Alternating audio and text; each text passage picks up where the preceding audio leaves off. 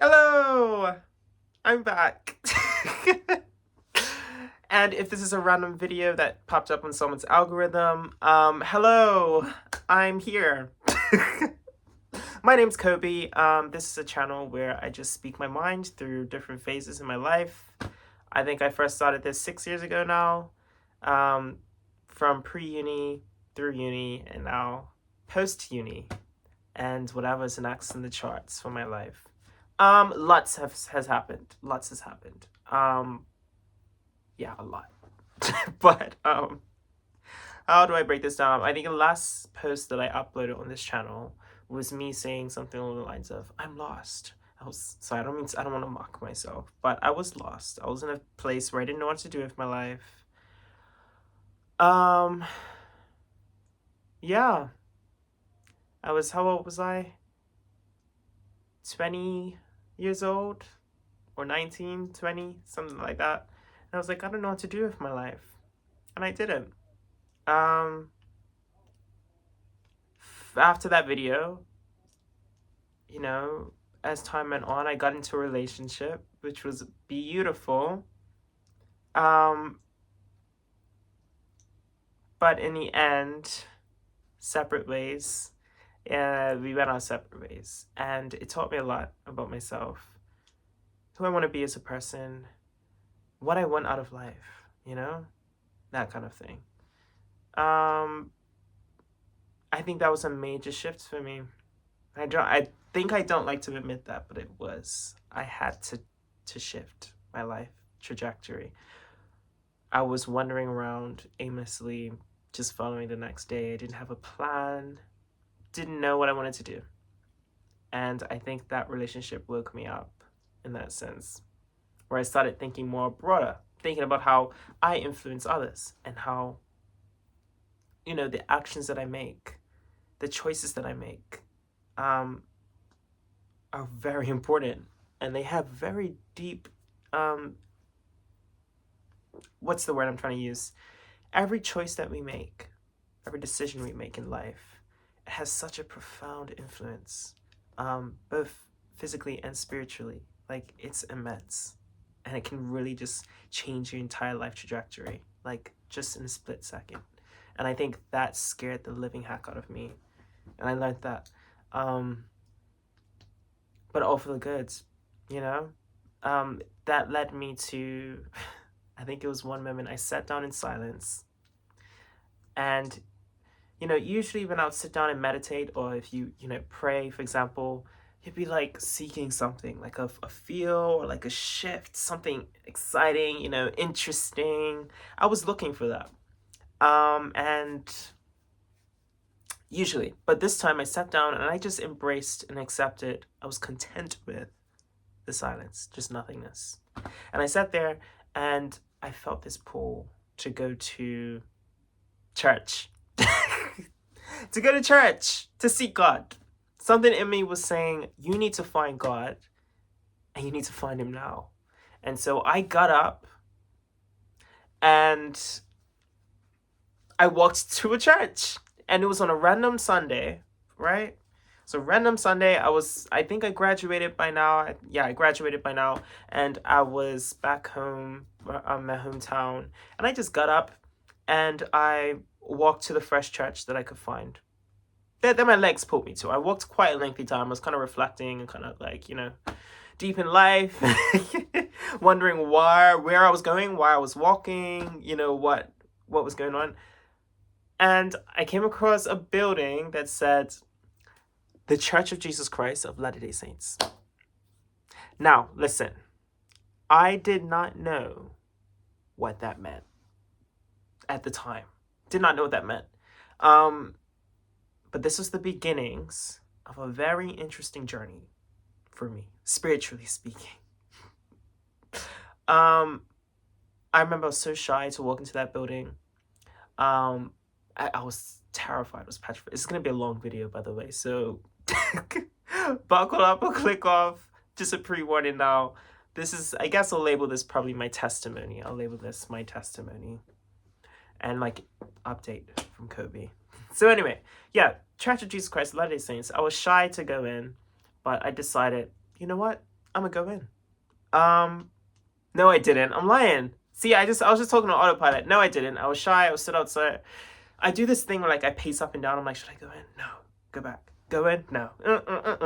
I didn't end up going in until there was a guy this old man, very kind fella. He must have spotted me. He walked out and he was like, hello, would you like to come inside? And I was like, can't really back out now. Because I was wondering, how long was he watching me there? So if I said, I couldn't think of an excuse in the moment while I was sitting out there. I was like, maybe the least creepy thing to do is to just say yes, And maybe it'll help, like, just break that force that was, like, stopping me from going in. I have social anxiety, okay? Not clinically diagnosed, but I do have a lot of anxiety. Well, maybe partly diagnosed, but, So, the social optics of, like, meeting new people and being in a new atmosphere just really, like, sets me off, and it has since I was a young kid. So I was really stepping out on a limb here, saying that I'm going to walk to a random church filled with strangers that I've never met before, And the last time I went to church is when I was, like, I want to say, like, 9 years old. It's quite a while ago. And it was only because my family went. And even then, my home-based family, like my mom, dad, and brother, we didn't go to church. Our house wasn't a religious household. It was very free and open. They wanted us to figure out the truth for ourselves and figure out what works, what we believe in, to study, and they'll support us in whatever avenue we went in. And I respect that to this day. And I'm glad they raised us like that. We would go with our grandparents maybe because they were strictly religious, if our parents left them with them, or if our cousins, that kind of thing. That's the only reason why I went to church when I was younger. So this is the first time I went on my own accord and by myself. So I was nervous. But nonetheless, I went in, and this kind fella, he walked me in, and I just remember the building looking so, like, fancy and immaculate, and just really polished, and I was like, whoa, I feel like I underdressed.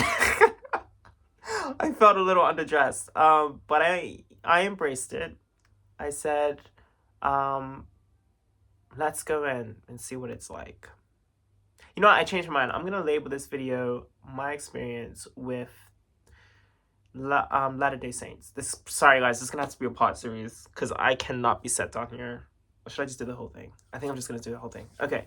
I'm not going to edit any of this anyway either. Sorry. Just speak, Kobe, speak. Some things never change. Speak. What was I saying? Right. He walks me in. He sits me down. And he was like,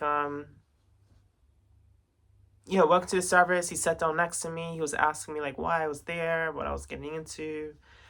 And, I didn't even know what I said. I just said I was seeking the truth. Something compelled me to get up and seek the truth. And this is the first church that I walked into. Again, just to remind you, I did not know what this was. But I went there anyway. So, yeah, kept speaking to him as they were going through the service. I think they were doing communion. They called it something else. I think they called it communion as well. Yeah, and it was like, instead of, I think I refused to take part because I didn't know what it was, and I didn't want to be, like, disrespectful or anything. But they were handing it out, and it was like bread. I was like, okay, I remember this, fragments of it in my memory. And then instead of wine, I think they had water. And I was like, huh. Interesting. They had bread and water. I was like, okay, all right. I was just trying to, like, figure out what was going on. I was like, I know it's been a while. but I don't really remember this. What's going on here? Anyway, yeah, he asked me politely if he would take part. I was like, no. I kept observing as the service went on. And then this was the interesting part. And this is where it took a turn. And I was just like, So, they mentioned something called the Book of Mormon. Never heard of it. I sat there, I was like, the what? The what? I was expecting like a sermon, like them to whip out scripture, slap something up on, you know what I mean? I was getting into it. I kind of was somewhat familiar with what I seen hereabouts when I was a child. But when they mentioned Book of Mormon, I was just like, where am I? Where am I? I just saw Jesus and I walked in. Ooh! Anyways, the Book of Mormon. I was like, what's this about? So I was obviously intrigued. I'm like, okay, this is like super interesting. What is this? Curiosity is is it a detriment? I think it's gotten me quite far. I would say my curiosity has helped me more than it has hindered me. But I was curious and I was intrigued. So they kept talking about it and they were going through what were they talking about? I can't remember. They quoted something from the Book of Mormon, and I asked the guy, I was like, what is that? And then he looked at me like this. I'm going to act it out. He looked at me like... Because I guess he must have been thinking, why are you here if you don't know what we are? And later on I found out that most people go to the Church of Jesus Christ of Latter-day Saints because they've been invited by missionaries, number one, or they've sought it out online. Like they've researched it heavily before they've arrived. That's the usual kind of funneling, They get pulled in or they see it online advertised somewhere. We've seen those ads by now in 2026 of like the Mormon missionaries, like, come to Jesus Christ. If you're lonely on a Sunday, we're happy to have you. To spend time with us and learn more about Jesus Christ, our Lord and Savior. And it goes through that kind of thing. They kind of speak like that. But I had never heard of them. Never. Not even in like word of mouth or like kind of like rumored. Never heard of Mormonism. Never. I don't know how. I must have been living on a rock, but I never heard of it. And I just happened to accidentally end up in one. In my search, my intuitive search for the truth, to be in a church of God. And so I walked in. And yeah, he was telling me how they have a prophet named Joseph Smith. And I was just like... I looked up like, okay. But I'm very open-minded. And I didn't want to... I was like, something pulled me here. And I'm very kind of superstitious. I can be sometimes. So I'm like, something pulled me here. There's something here for me. If it's a lesson or if it's gonna be my spiritual home, I've got to be open to it. I can't shut the door. And so I stayed open to it. And I kept a listening ear. And I think after the service, I came back the following week. And I kept coming back. And I eventually scheduled meetings with missionaries. They call them elders, but they're like 18-year-olds, which I found kind of fun. Sorry if any Mormons are watching this. They're the sweetest people I've ever met. Genuinely, they helped me with the startings of my spiritual walk, of my religious spiritual walk. You both know on this channel, my spiritual walk has been a lot longer than that. But they were very helpful and they're very lovely people. Just to pre-front that. But anyway, I digress. I kept coming back and I started having meetings with these elders, 18-year-old missionaries. And they were starting to break down like scripture with me. And I remember, I'll never forget. No, you know what I'm going to grab? Hold on. I want to grab my Bible and the Book of Mormon. I'm gonna grab it. Hold on.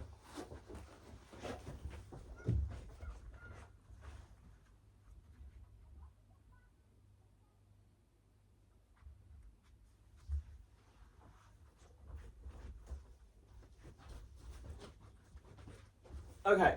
Oh, right. So, I need to figure out how to edit videos because there's no way people are gonna be sat there looking at the couch. Book of Mormon. This is what they had. And then I had the Bible. This is my Bible, right? And I was trying to figure out how does the Book of Mormon fit with the Bible, I hadn't really read the Bible that much prior to starting to seek and grow spiritually. So I had no idea, not a lot of knowledge on the Bible. But I wanted to. I felt a calling to, so I started learning and reading it. But I knew enough to know that the Bible usually stands on its own. That's what I knew. So when I brought up the Book of Mormon, I was like, how is this? How does this kind of work? So the missionaries explained it to me like this. Like, you have the Bible. I would never forget this. I can't do it even. Actually, I don't think I can do that. So that you have the Bible, and then you have the Book of Mormon. And then pretend it's the Bible. Then we're like, here's the Bible, and then here we have the additional testimony of Jesus Christ. I was like, oh, okay. It was a lot of aggression in that hit, you know? And I was just a little bit like, okay. But anyway, that was the way they described it to me. There was like, they see it as an extension of the Bible, is what I'm getting at.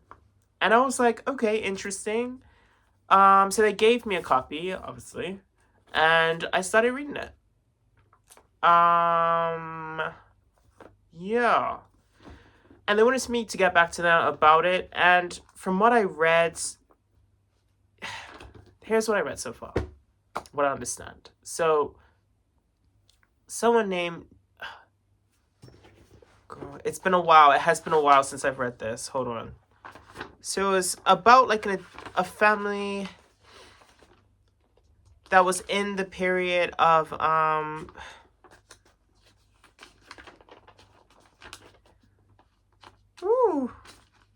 right, Lehi, there we go. So it was a family from Lehi who go out of Israel, I believe, or Jerusalem, and they go across the seas to the Americas.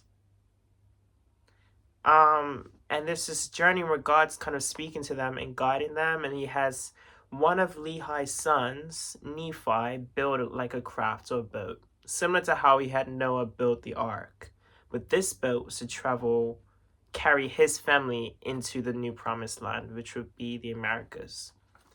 And Nephi had two brothers, who were kind of, it reminded me of the story of Joseph a little bit, where like they were kind of envious of Nephi.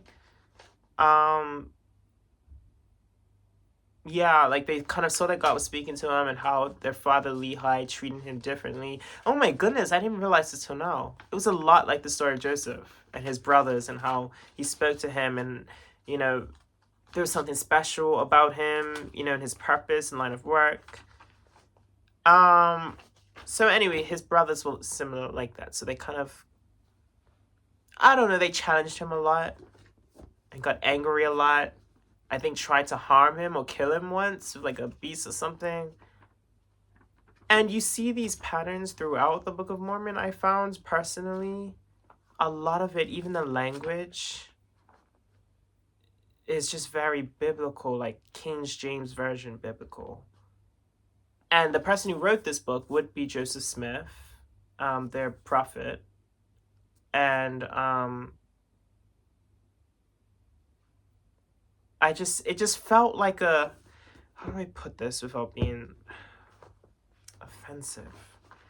It just felt like it was like a fairy tale spin-off on the Bible, like a hypothetical, you know, just for imagination. It's like, you know, those fan-made things for like that you have for like different shows, like what if, you know, Harry Potter, I don't know, turns out to be evil or ended up in a different country. I don't know. Like, just, it felt like a spin-off, basically, made by like a really, a really intense fan, a fan who loved the Bible, especially the King James Version and how they worded things, and they made kind of like a spin-off. Like, what if Jesus, right, also, when he finished his ministry, also went over to the Americas. And that's what the Book of Mormon speaks about.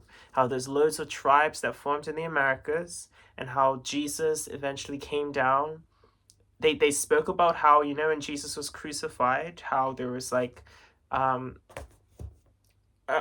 earthquakes, and there was like lightning, and there was like a, rumbling. It was like a very worldwide felt event. They spoke about that as well, in the Americas when that happened. And then they showed Christ showing up. And what was interesting here, which really nailed it in for me, where I was like, I don't know, personally for me, was where it started to, what Jesus was preaching was exactly what he preached in the Gospels, in the Bible. Which I guess, why would you say anything else, right? But it was like copy and paste kind of thing. Like not even phrased differently. But again, maybe it was just that effective, the way it was worded. But I was thinking like circumstantially, like even the things he would compare things to would be a little different in a different country, I don't know, to me it just felt a little, I just wasn't there with it. But I really tried, I did. And I kept having these meetings with these missionaries, and I was challenging them, And then we started speaking about the afterlife and who Joseph Smith was. And they're talking about how he wrote these books is through like golden plates that he found in New York. Correct me if I'm wrong. Somewhere he found golden plates buried somewhere, left by an angel named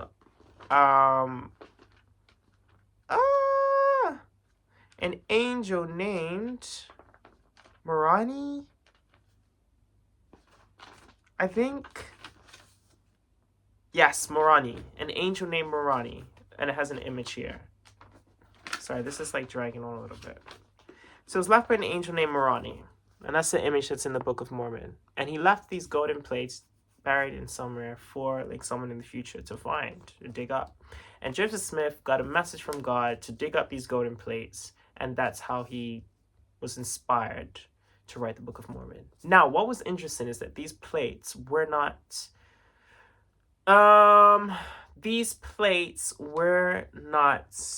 Come on, brain, stay with me. They were not in English. They were not in any recognizable human language.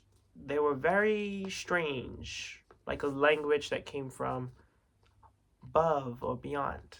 And so, very interesting. I think he was using he used some kind of tool by the angel Moroni, who was then there as an angel in spirit instead of physically there, and he helped him translate it to get the Book of Mormon from those plates. So throughout each story in the Book of Mormon, you see people recording stuff on golden plates. It's mentioned that they recorded this through generations. Nephi and his kind of, offspring and their offspring and their offspring, they record these things on golden plates and pass them down the generations. And they were buried somewhere, and Joseph Smith found them, and voila.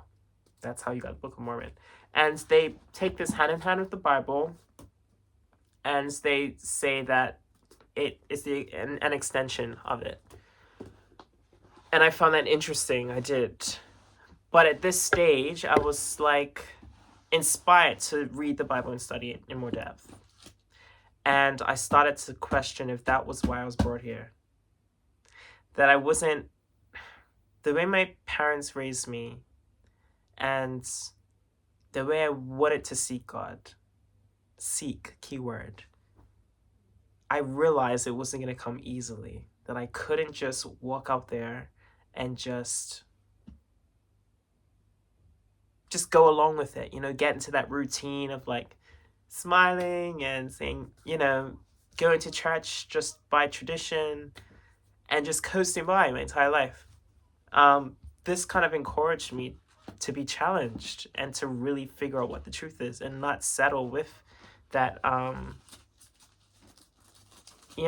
that familiarity. I can't say that word. Oh no, my page is creased. So I believe that's why I ended up there. But can I say studied my way out of that? I don't know. I feel like, you saw my bookmark. I didn't even read the whole thing. I read bits and bobs, like sprinkled around further later on. I looked at like summaries of the story online as well. I spoke with the missionaries on like the sequence of events that took place. So I got like a vague rounded idea, and then maybe like a quarter of it in depth that I read page to page. But I felt like I grasped enough for me to say, I don't think this is it for me. I don't think this is the path for me, but I respected them. And eventually they did come to respect me as well. And I say eventually because it was a bit of a... I think they looked at me as someone who was lost. You know, they found the truth. They knew where they were was the right path. And so, can you imagine being convicted to that degree where you believe in something wholeheartedly, and here comes someone who says, I don't think this is the truth. I don't think this is the right path for me. And I'm not very assertive when I say stuff, you know? I can be kind of passive and just be like, sorry, I don't think this is the path for me, but I do appreciate you guys helping me. That's how I speak. That's how I am. It's just my character. So from them, they're like, bless him. He's lost. He needs to figure out the right way. And so I think that's why they kind of didn't let go immediately, didn't respect my transition to elsewhere. But, you know, fair enough. Moving on. Next place I visited was, and some of these overlap, by the way. But as I was kind of having doubts, I decided to branch out again. This is going to be a pattern, watch. And I came across the Pentecostal Church. And my oh my, the first time I visited them, I was still going to the Mormon Church. And I still was. So they were overlapping for about maybe a few months. I was going to both. I know. I felt like something about it felt a little like... Let me not say it. But I was going to two churches at once. Did they know that at first? No. Did I feel the need to tell them? No. But I was going to two. And when I arrived at the Pentecostal Church, I vividly remember the first service I went to. This was the first time I was introduced in person to people speaking in tongues. Now, this is a whole other thing. Woo! I didn't know I was going to go on all of this today, but I feel like I have to. Maybe if I do updates more regularly, I won't have to cram it all in one video, but here we are. Anyways, speaking in tongues, I found it interesting. And long story short, I was asking them what that means to speak in tongues, where it comes from. Because I later on would find it in other churches as well. But before I get to that, let's just speak about, the experience. So I was in there, and they were very lively, the Pentecostals. They kind of, their angle is through the power of the voice. So when you pray, you speak it. When you want something, you speak it. You don't quietly go, dear God, please help me. No, you say, in the name of Jesus, I pray that you help me. You yell it out it's like a, it's like, help me, Jesus. Like that, it's really expressive. And it just completely because my character is very kind of, just kind of, can't find the word, my vocabulary needs work.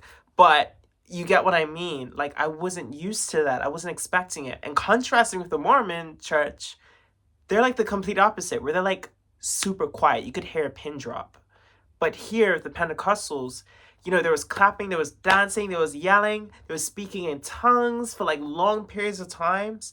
And when I first heard the tongues, I was looking around me what are they saying? What is going on?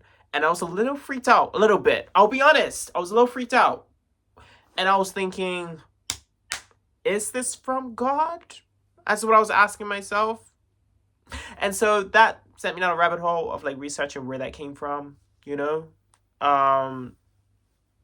and I started getting to the day of Pentecost, how it originated from, how the Holy Spirit came down like a flame, and then they spoke to the masses of different multitudes from different cultures, different languages, and everyone understood them. And it was kind of this powerful moment in the day of Pentecost. And I found that interesting. But I was like, but do we have to do that in church? And was that meant to be a regular thing that's practiced, And is it meant to be not understood by everyone? And that's the kind of questions that I had, which kind of pulled me away from it.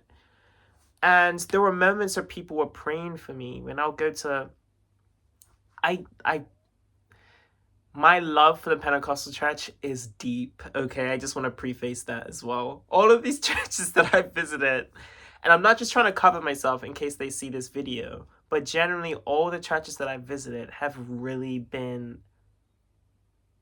just so like the people in these places, and I think that's what made me the saddest, is that they would never worship in the same building because there's so much that clashes, right? But they all have this love for something that they believe in, they have faith in. And they're all generous and kind people for the most part. There is a mix, and I'm going to get into that. But for the most part, they're very kind and generous people. But they're segregated. And I think that's what depressed me the most. And, you know, fair enough, I haven't made any commitments at this point. I'm just wandering around church to church. But that was my observation. And I found it pretty depressing. But anyways, Pentecostal Church. I came across a pastor. I won't say names because I don't want to pinpoint any people. But I came across a pastor, and this is a good thing. No, I'm not saying anything bad. I came across a pastor who... he was the foundation for my spiritual walk. My religious spiritual walk. I don't know how to differentiate between what I've been doing so far before I started to go to church, but he kind of helped me really understand, you know, the meaning and purpose of prayer. Why do we say amen at the end of a prayer? What does that mean? What's the point? You know, he really like dug out the roots that people don't usually talk about, and he just really just took it down to like base level to build me up, because I was starting from a fragmented base. I couldn't remember much. I didn't really read the Bible myself. I prayed, but like I didn't really know. I just prayed based off observation, what I saw other people doing when I was a kid. And so he really broke that down and how to do it. And he described it like me taking baby steps in my spiritual walk. And he was really invested in guiding me and making sure that I knew where to go. And I really, really, to this day, still appreciated that. And that was the thing about this Pentecostal church. I don't know if this is Pentecostal churches overall, but this church that I went to, they were invested in people's lives, and they were invested in the building those foundations up. And this is like a pastor that for the first time I've seen, who was really invested in helping people, like one by one. Do you know how much energy that takes? How much time that takes? He was really invested in helping me and making sure that I grew and that I continued to learn. He would schedule like meetings and, you know, video calls to study through the word and for me to spill out any questions that I had. I would tell him about my experience with the Mormon Church, and this is when I opened up and I was like, you know, I'm figuring out where to go. And we talked through what they believe and aligned it with what they believe, and it was refreshing to see that. I was relieved to see that there were so many people who were willing to help each other. I was worried, I think, about just clashing with people in like a negative sense, and not in a sense where we're both trying to get to an understanding. In a sense, I didn't want to get into clashes where we were just trying to see who was right and kind of hit the other one down. That's not what I wanted. Yeah. Anyway, I guess we could take a little break from the religious talk. Because through this Pentecostal church, there's so much to talk about. Okay, through this Pentecostal church, this pastor, he contacted me through to someone who worked in teaching and education. And I didn't know what I wanted to do still. I was still lost, didn't know what I wanted to do with my life. I just knew I wanted to seek God and find my purpose. And teaching, absolutely not. Never in a million years would I think of going into teaching, but he contacted me with someone and he said, listen, what are you interested in? What are you passionate about? I said, okay, I love psychology. I love the human minds. I love, speaking to people about their issues and working through emotions and, all of that. I'm an artist. I make art and I love to express emotions and using that media to help others do the same. That's what I was passionate about. And so he said, would you be interested in teaching? Just try it out, see what happens. And so I said, what do I have to lose? What do I have to lose? So I went through an agency and they connected me with any schools that would take in someone with zero experience who was an art specialist, because I went to school, I had a degree in fine art. And to my surprise, there were schools that took me in, quite a few. I remember the first class I went into, they had like sheets out, and what were we doing something on gargoyles or something. And I don't know, it was a lot more loose. It wasn't a lot of guidance. There was no one else in the room with me. Maybe the TA would pop in here and then to make sure I had like the printed sheets. But other than that, she was just kind of like, off you go. I remember when I first talked to her, what did I say? I was sitting in front of this class. It was year 7 class, the very first class I ever taught. And they were like rowdy, like getting set up and like getting us papers and whatever. And she was sitting next to me. She was like, so, how long have you been teaching for? And I was like, this is my first lesson. And she looked at me like, best of luck. And then she walked out. We laugh about it to this day, but that was hilarious. I'll never forget that. She looked so panicked. She was like, this is your first lesson. Anyways, that turned into a whole journey and a half. I ended up supply teaching in my specialism, plus DT and IT I did as well, for Key Stage 3 in secondary school. And it was so stressful. Still is. I'm still doing it now. So stressful, but there was this thing that attached to my heart. And these little youngsters, just working with them and inspiring them to grow and develop, it just really, how do I explain it? It just evoked this fulfillment in me that I never thought I would ever have.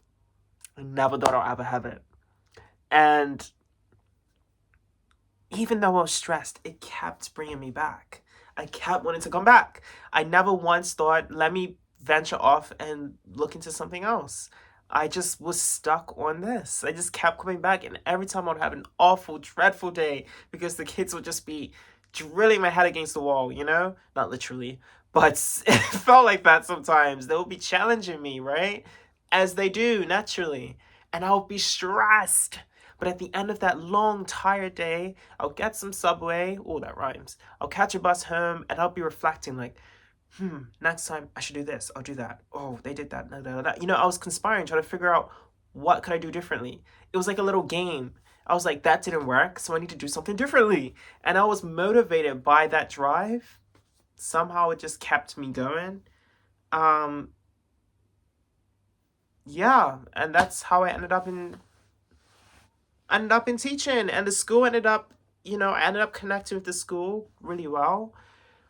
And they brought me back after I went to another school, which is a whole nother experience, also in art and design for specialty. And I learned a lot there too, in the way they teach, it was a much larger school as well.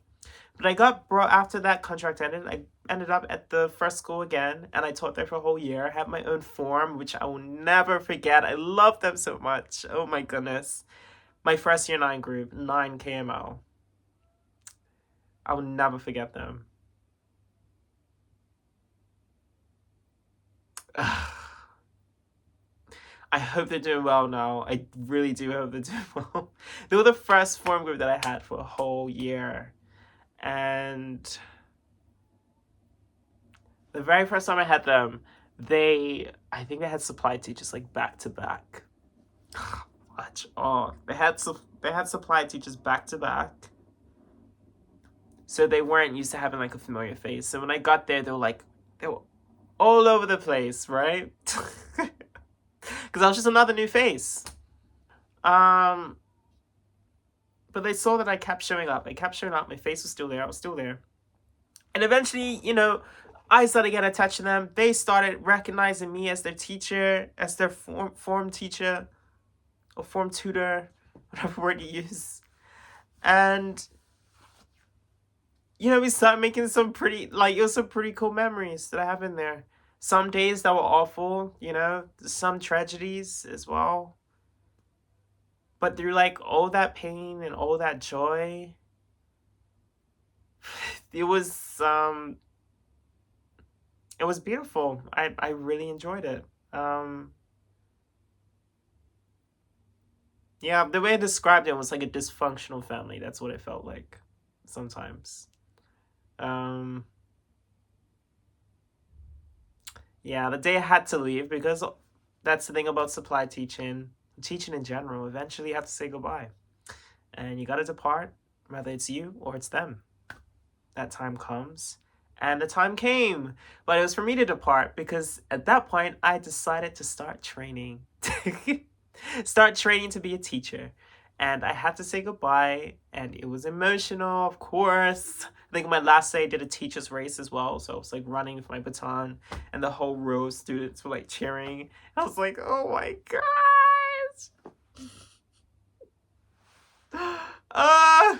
How can you not love that? How can you not love the impact that you have? And you have students writing cards, heartfelt cards, and bringing you flowers, and telling you how they had low confidence, and now they have grown now, and they have so much more confidence. And it's I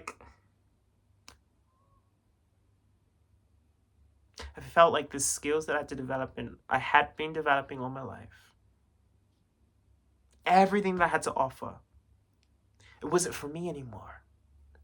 When I used to refine my skills, and whatever skill that would be, it would be for myself, right?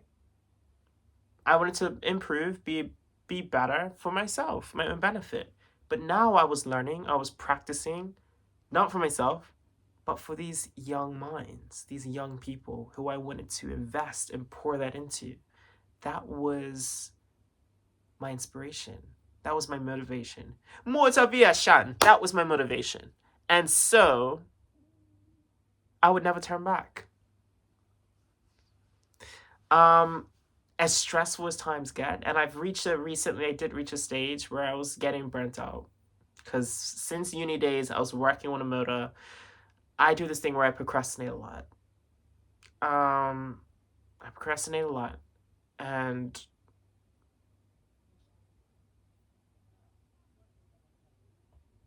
yeah, my brain is just on its own motor. It freezes, it pauses. I'm doing it now still. Also recently, I got a...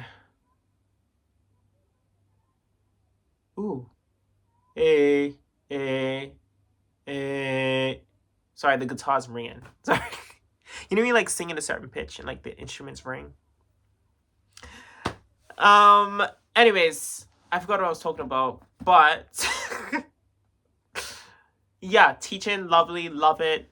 That's where I ended up, and I'm now training. I'm nearing the end of my training course, even though I'm burnt out and so tired. I'm so close, and my mental health is low-key deteriorating, but I'm hanging on by a thread. I'm so close. But I love it. I do love it. I love it, even though it's so stressful. I could not see myself doing anything else. I couldn't see myself being in an office. That's the number one thing. Absolutely not. Are you kidding me? No. But, yeah, that was that.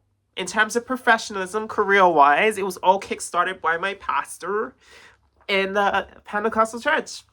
And so, by a very small chance, if he's watching this, thank you so much. Genuinely, thank you. And, yeah, I'll forever be grateful to you. So, yeah, wherever I go spiritually, wherever life takes me next, just know that I'm grateful. Even if I don't end up doing teaching anymore, I'm still grateful because it has taught me so much and I've grown so much. I do not feel like the same person. It's challenged me, it's forced me to grow in ways that are so uncomfortable but so necessary.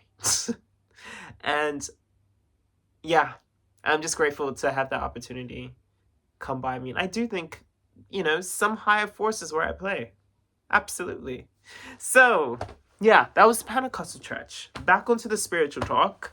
After after the Pentecostal Church, I ended up at Seventh-day Adventist Church. So, this is where it gets interesting. Seventh-day Adventist Church, part of my family is Seventh-day Adventist. A large part of it. But my family is quite mixed. They kind of like, most of them are Seventh-day Adventists, but some are Muslim, small sects of Muslims. Some are atheist, even. And family's so large. Some of them I don't really speak to. But there's probably more. I'm just not aware of. So Seventh-day Adventism had some familiarity to it. Familiarity, yes. I was familiar with some of the routines when you come into service on a Saturday, because they keep They keep the Sabbath. Why am I yelling? They keep the Sabbath. And so from sunset Friday to sunset Saturday is when you go to church. And so that's what I did. I went there on Saturday. And this was the first time I went to Seventh-day Adventist Church by myself. And it just felt like a whole new chapter. At this time, I was still going to Pentecostal Church. And very rarely, I would visit the Mormon Church. Very rarely. So this is now 3 churches that I was juggling. 3. I know. But it's a serious business, okay? This is serious business. I had to figure out where I wanted my spiritual home to be. So I was visiting 3 at once. So it being on Saturday made it easier to juggle all 3. On Saturday, I went to the Seventh-day Adventist Church. On Sunday mornings, I went to the Mormon Church. And then in the afternoon, I went to the Pentecostal Church. So I was juggling all of those at once. And yeah, I just had this obsessive streak, wanting to really I think I became obsessed, and I still am, with speaking to people about why they're in the faith. What brought you to God? Why are you in this specific denomination? I just found it so interesting, And by now, Mormonism was kind of creeping out. And my main focus was now on Pentecostal and Seventh-day Adventism. This was a juggle that I kept trying to balance, but I was reaching a point where I was like, I can't keep going to both. And I had meetings with people at the Pentecostal Church. I had meetings with people at the Seventh-day Adventist Church. And both were saying you need to pick one, basically. And I really struggled with that. I did. But I understood them, where they were coming from,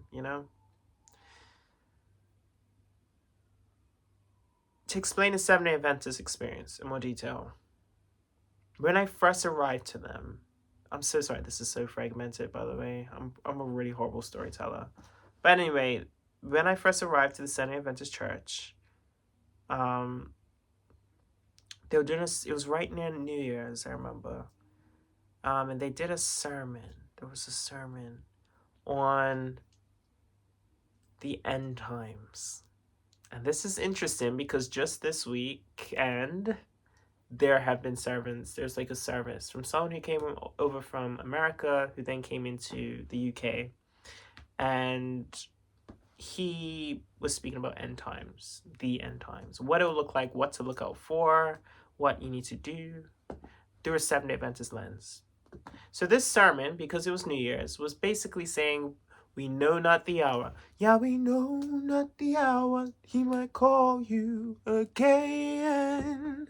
Anyway, so we know not the hour that God will return. We do not know when the end will be. And you see this theme throughout Christianity, right? No matter the denomination. But the thing about Seventh-day Adventism and other sects that are similar to it that I have also visited, a little sneak peek, what's to come, they fall under the sector called doomsday religions. They tend to be categorized that way. I'm not saying it's right to be calling them that. It seems like it carries a bit of a stigma, but that is what people tend to think of it as. So a doomsday religion. Because it does hammer in that we're in the last days, and that, you know, what things we see around, like wars, famines, pestilences, you know, just the way the society runs.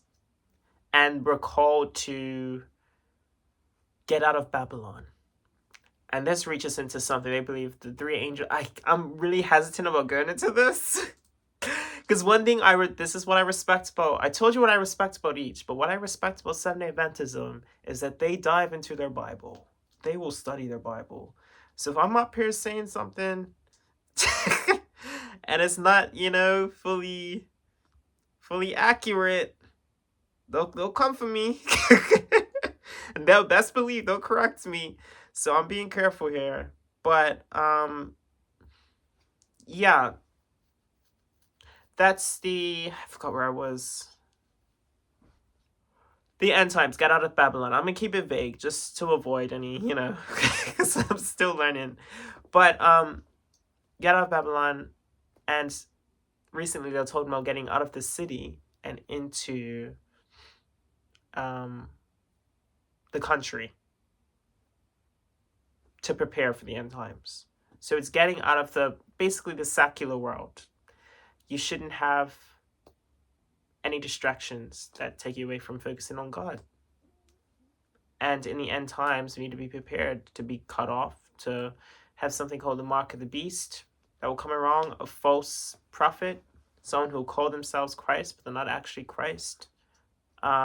These things will come, the Antichrist, these things will come about, and there's a sequence of events that is unfolding that Seventh-day Adventists believe is happening now, like right this second from today. Yeah, so that's the tone. And when the first day that I went to Seventh-day Adventist Church, they were talking about these things. Because it was fitting. It was the new year. It was just about to turn to 2025. No, I think it was just turning 2024, because I've been going now for 3 years. So it was 2024, it was turning to. So I went there 2023. And they do something called like a prayer section. And during that prayer section, I grabbed the mic, and it was this person who was leading it, like the prayer. And he said, anyone have any prayer requests? And I raised my hand. I was nervous. I was shaking. Because I'm not an outspoken person. But I raised my hand and I prayed, and it was a very simple prayer. All I said was, I pray to grow closer to God. I've been seeking him. I've started this journey to find him. And I pray that I find him and that God keeps me on this path to find truth wherever it leads me. That was my prayer. And so congregation prayed for me and others. And I felt this wave of peace, right? I felt this wave of peace. And I will never forget, after that, during my prayer for me, the person leading the prayer, he said, may the Lord continue to bless and guide Kobe wherever he ends up. Whichever church he ends up in, I pray that he finds peace, that he finds you.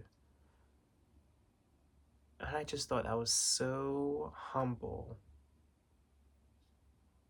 Because one thing that scared me away, or pushed me away from other religions, was this kind of, this numbers game. I forgot to mention that with the Mormon Church. That's what turned me off. I felt like they were forcing me to get baptized. And I hadn't been meeting with them that long, but they were kind of saying, we kind of reached a point where they said, you either believe in Joseph Smith or you don't. He's a centerpiece of our faith. If you don't believe in Joseph Smith, then you can't be a Mormon. Or I don't know what other word, a member of the Church of Christ of Jesus. You know what I mean? They can't be a Mormon or a member of the Church of Jesus Christ of Latter-day Saints. And that didn't sit right with me. The pressure, not the expectation, but the pressure. And I felt that with other churches as well that I visited, where it felt kind of like, it felt like numbers. I didn't want to be a number. This was a serious step for me. It is. So when he said that at this Seventh-day Adventist church, I appreciated it. It didn't feel like it was like an organization. And not saying organizations are bad, but you know what I mean? Where it's like, it's not authentic. Like, you don't really care about people's spiritual walks and bringing them closer to God. You just care about bringing them into your church. And those things are two separate things, in my opinion. So that's what was happening in a lot of places. So when I heard that, it was very refreshing. But anyway, I kept going there. I got really familiar with them. And eventually, Mormonism was already gone now. But now the Pentecostals was starting to fade out. And I started going to them less and less and started focusing on Seventh-day Adventism. And I told you about the pastor that I had at Pentecostal Church, who really worked closely with me, who I'm eternally grateful for helping me with my career and integrating my spiritual life with my life progression. I had a lot of meetings with him about my decision to stick with the Seventh-day Adventism. And I felt like I owed it to him to kind of explain it. Not that I had to, but with all the effort he was putting in, I felt like I needed to, inform him where I was at, where my head was at. And so, yeah, that's what I did. And I informed him, and I let him know why I wanted to join Seventh-day Adventism. Why I wanted to at least focus more on them and do less jumping around and just hone on Seventh-day Adventism. And we had a lot of debates about the Sabbath. Why do we keep the Sabbath? What's the point in keeping the Sabbath? And that turned into a very lengthy conversation on what it means to keep the Sabbath, where they get that idea from the Bible, and so forth. So that was interesting. But I don't know if he ever came to a point where he was like, okay, that's fine.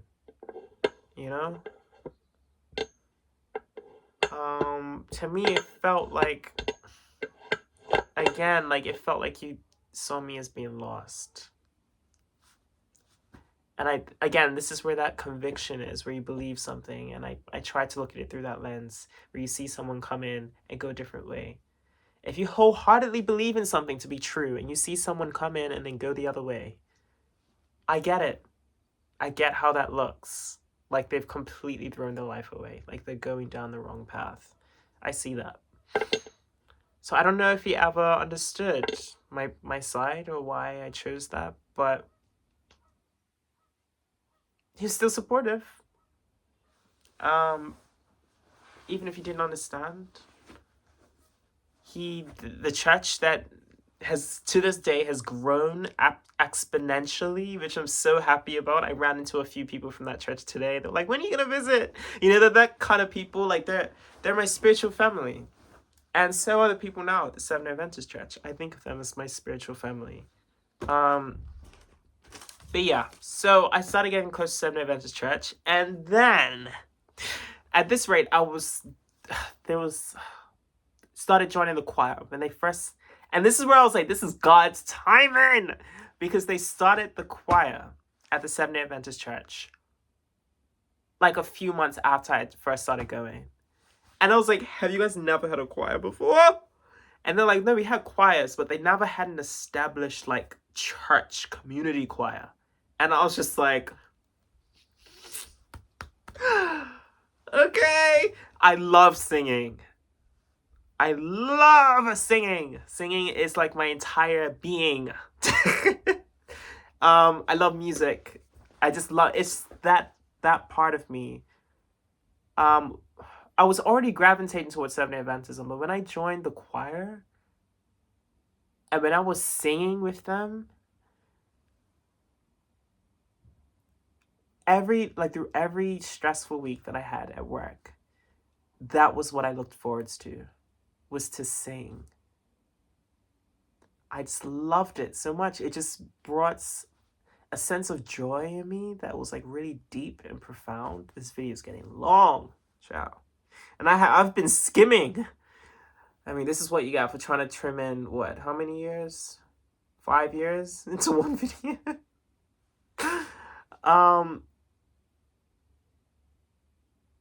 Yeah. I love to sing. And singing is what brought me closer to God wholeheartedly. Singing in ministry is powerful. Singing in ministry is powerful. And when I first started singing, I've been singing my entire life, first of all. But whenever I sang, it was very secular. You know, I remember when I was a kid, I tried to sing like Mariah Carey. Before my voice dropped, I was like, you know, trying to hit those whistle notes, like, hey! I was like, you know, up there, child. But it was always secular when I sang. When I played guitar, you know, I was playing songs like, you know, Kareem Bailey Ray or Bill Withers, Coldplay. Those were like my go-tos because I loved like those slow kind of, you know, mellow kind of tunes that kind of had a little bit of a bump to it. But now I got to use my voice for God. And I had never done that before. And so it felt very refreshing to do so. Yeah.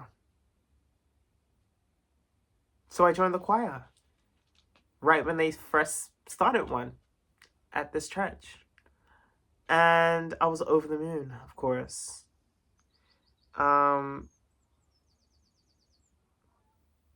We kept going, practicing every Friday afternoon. And then eventually we started performing when we had songs kind of locked in place.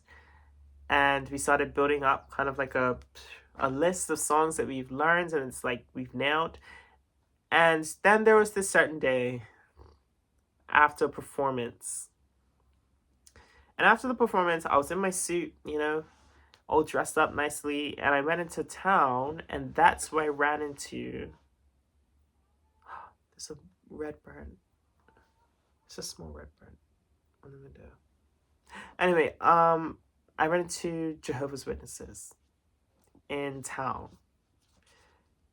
And I know I said I was going to narrow it down, but I couldn't help but be intrigued because, and that's the end of this video. I'm now Jehovah's Witness. I'm kidding. What was I going to say? Yeah, I ran into them in town and we struck up a conversation.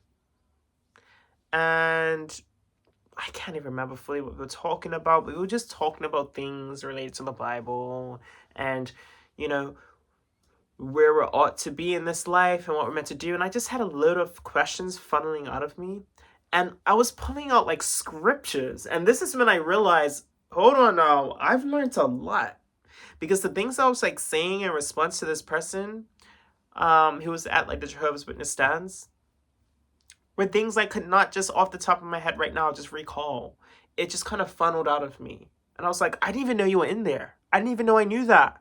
But it's in there. It's like just my brain, it's just the way it works. It just kind of, it's like I don't have full control over it. It just has its own, I don't know. It just decides to pull out what it wants to pull out. And when I'm like studying and absorbing information, this is why I hate when people like have me read something, right? And they're like, now tell me what you grasped from that. And I'm like, crickets. They're like, what did you just read? I'm like, I don't know. But for some reason, out of a random circumstance, randomly talking to someone, it pops out. And it flows out like a river. So strange. Such a strange experience. It didn't even feel like myself. But anyway, that's what was happening. It was just a flow. I was like, wow, chill. But it was so interesting and they respected that. And long story short, I ended up visiting the Jehovah's Witnesses Kingdom Hall. And I didn't know much about Jehovah's Witnesses. All I know is that I seen them evangelize a lot, and I'm like, I always ignore them. You know, maybe I should speak to them because I was on this wave of like opening up to spiritualism, and I started to see these people pop up everywhere now. Because I guess I recognized it more. I was now looking for it. I wasn't in my own kind of world, not caring about religion. You know. But anyway, went to the Kingdom Hall, saw the service, and I don't know. It wasn't for me personally. Like the atmosphere, I don't know. Similar with how it went with the Mormons, I felt like there was this push, not to necessarily get me baptized, but I don't know. It just didn't feel right. And I've learned over like the course of my journey that you shouldn't base your spirituality off of feelings. Only because feelings can be very misleading and they can be very temporary. They can wane and change and grow and shrink over time. They're not a reliable pivot point, you know? So I try not to lean on emotions, but my intuition was telling me this ain't the place for me. But I enjoyed the conversation. So again, with the missionaries there, they weren't 18-year-old elders, but they were just random adults, you know? I would have meetings and conversations with them for like, I felt like half a year. I would meet up with them. And then, and this is where the professional and the spiritual crossover butt heads a little bit. They invited me to a conference.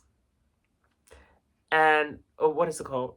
I can't remember what it's called. Where they like meet up in like a stadium and like once a year and they all gather together in one place.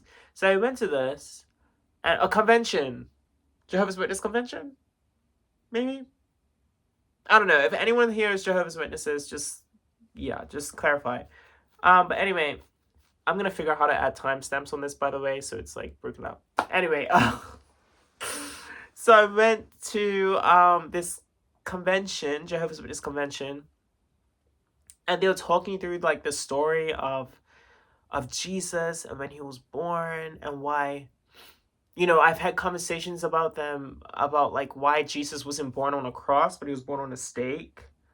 And I was like, okay. And it was like they have their own New World Translation as opposed to like any other translation that most Christians use. So they have their own specific translation for Jehovah's Witnesses. And they base a lot of their messages off of like the original translations from like Greek and Hebrew, and they try to like juggle that in, which kind of has built their their doctrine, like their beliefs. And I found that interesting, but I wasn't really sure. Something about it, you know? I was just like, I don't know if this is, yeah. Anyway, I visited them and I went to this convention thing and I ran into students. And the reason why I cry is because, emotive cry, is because I'm assuming these students are Jehovah's Witnesses. That I taught. And they recognized me like, Mr. Lambert. And I'm like, who? And yeah, I struck up conversation with them and they're telling me the parents were like, you know, pleased to meet me and all of that. And I'm like, what a small world. Yeah, which is sweet. But now I didn't want them to think that I was a Jehovah's Witness just because I wasn't. Not because I'm ashamed of anything or whatever, but I just wasn't. So I felt like there'll be a misrepresentation of myself. But like I couldn't exactly tell them like I'm just here trying to figure out my spirituality because that feels a little personal, although I'm uploading this online. But I digress. It was very interesting. Small world, incredibly small world. But anyways, Jehovah's Witnesses, very long and interesting conversations that I've had with them. I'll maybe go in more depth. Like all these pockets that I'm going into, I am glazing. This is just a general update, but I will go in more detail maybe in future videos on my experiences because there's a lot to talk about. And I feel like it helps others, but also myself, like understand, you know, what it's all about. But anyways, yeah. That's pretty much that. Jehovah's Witnesses, very interesting. Love them as well. Lovely people. Again, I'm not like trying to be like blah blah blah blah, but I'm not trying to. I can't think of the appropriate abbreviation to use. I'm not trying to kiss anyone's behind. I'm just like, I'm being genuinely honest. Like, the people that I've spoken with are genuinely nice people. Like, they are. And there have been clashes, but that's mainly, I don't know if I should include that in this video because it's a whole can of worms, or if I should leave it out. If I should even talk about that on a public platform. But it's nothing like nightmarish or anything like that. Just like, But anyways, there have been clashes, in short, in summary. I'll pray about being open about that on a online public forum. But anyway, there have been clashes, but overall, very nice people. Again, Jehovah's Witnesses. Shout out to you. Shout out to Mormons. Shout out to Pentecostals. And shout out to Seventh-day Adventism. Because I'm still at Seventh-day Adventism. That is the church that I settled in. That's where I'm at now. Spoiler alert. But before I locked in on just Seventh-day Adventism, there was another church.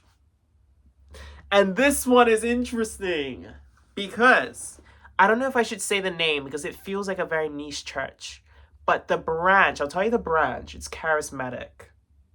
But I don't want to say the name because a lot of stuff that I want to talk about pertaining to the church is interesting. And I don't want to yeah. So anyway, this church was a Charismatic, I believe. And they also spoke in tongues. But I visited them on and off as well back when I was going to Pentecostal and SDA Adventism. I said how they all cross over sometimes. At some points, a lot of points, I was going to 3 churches before I settled on just one. So I went to them and I was still going to SDA Adventism and Pentecostals. And I think Pentecostals were phasing out and I was starting to go to Jehovah's Witnesses as well. So it was like a lot going on.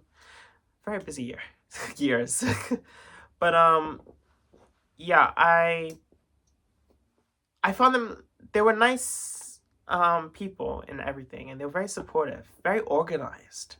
Like, you talking about organizations, like, you come in, they like have you signed in on a tablet, they document your name, your phone number, your address, figure out like what stage of your spiritualism you're in. They do like altar calls. Oh, most of them do altar calls. Charismatic churches, that is. Some Seventh-day Adventism sometimes does, but it's not like, it's different.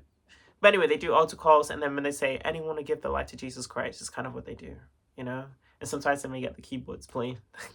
I have my qualms on that, generally speaking, but that's what they do. And, yeah, you come to the front, and you say you want to give your life to God, you want to start over, if you want to accept Jesus Christ as your Lord and Savior. And then the people who stand up or raise a hand or whatnot, and they bring them to the front. And the pastor prays for them. They have like this system where they give you like a book or like a package, a gift bag, and then they take you to the back for like to start beginners lessons. And there and out, like weekly, you have like classes going through the Gospels, going through, creation, salvation, the resurrection of Jesus Christ, sin, all of that kind of stuff. They just go through the beginnings, the fundamentals. The fundamentals, that's what they go through. And they have like classes on that. Yeah. They're lovely people again. But I think I knew, like, I learned this when I went to Pentecostal Church. I learned this when, yeah. It's when I couldn't focus, where there's a lot of noises going on. I mean, you see the way I speak. I'm already like drifting off and like struggling to keep up with myself. Yeah, like just spacing out. Like my brain just doesn't flow a lot unless I get lucky. So like when I'm trying to like do like something deep, like spiritual things, like prayer, hearing God, connecting with Him, really resonating what I'm praying. Like, when you say a prayer, you're like, dear God, come to you today. Like that simple line, I just can't do that when I'm hearing like I can't do that when I'm hearing like tongues of random noises around my voice, around my head, it's just me personally. I just can't focus. I just can't. And I'm not here to say that that's why it's not biblical. That's why it's not right. But for me personally, like, that's just a matter of a fact that I couldn't focus on God. I couldn't focus in church.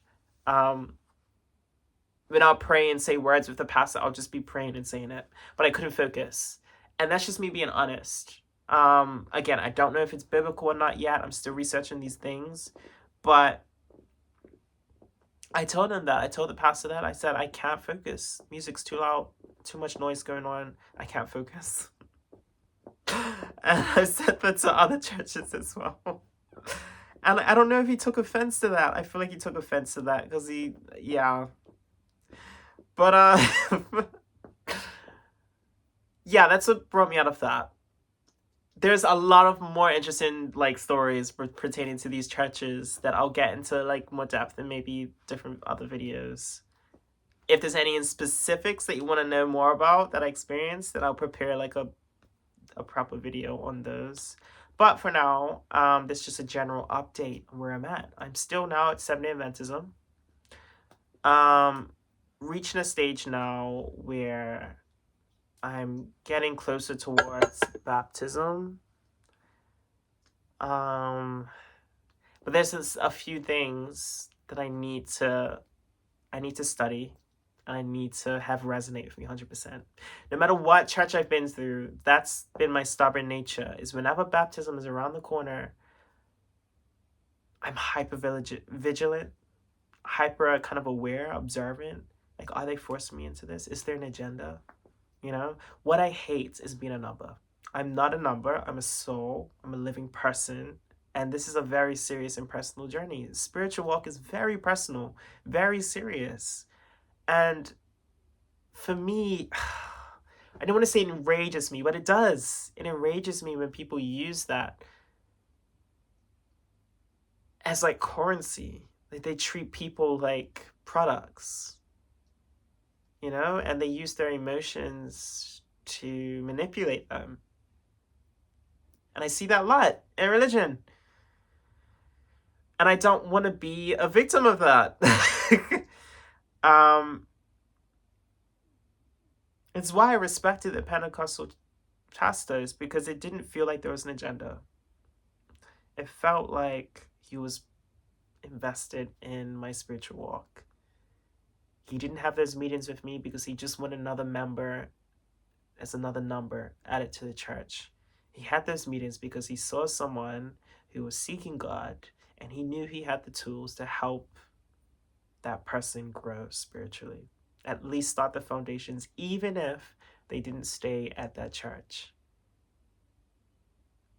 And as a teacher, that is the quality that I want to take forward to help other people, no matter what field it is.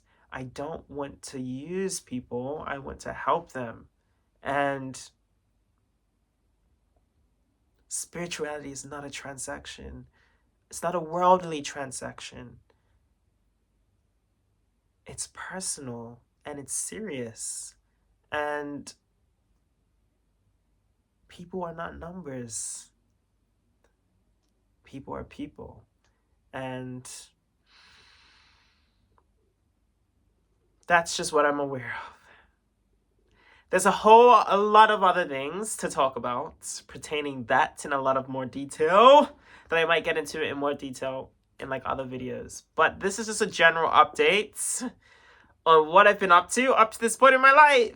So it is lovely. If there's any of my OGs still there watching, it is lovely to see you again. I know I can't physically see you, but in terms of you, like if I see interactions later on, it's good to have you back, and hopefully you didn't mind me popping up in your feed. Any newcomers who are seeing me for the first time or who know me personally somewhere else, hello. Welcome. This is my channel, my self-journal. As a teacher, this may be a little incriminating, but I don't really care. In my eyes, if I die, I want some documentation of my existence. That was depressing. That was dark.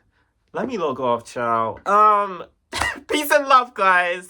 Hope you have a lovely day, a lovely week ahead, and I will see you the next time. Hopefully not in another 5 years.